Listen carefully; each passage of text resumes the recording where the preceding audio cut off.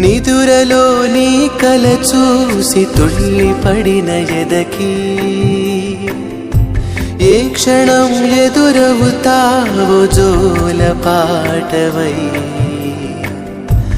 ఆకలని అడగక ముందే నోటి ముద్ద నువ్వై ఏ కథలు వినిపిస్తావో జాబిలమ్మవై నింగి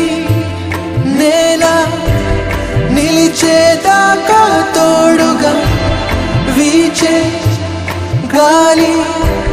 వెలిగే తారల సాక్షిగా నువ్వు కావాలే అమ్మా నన్ను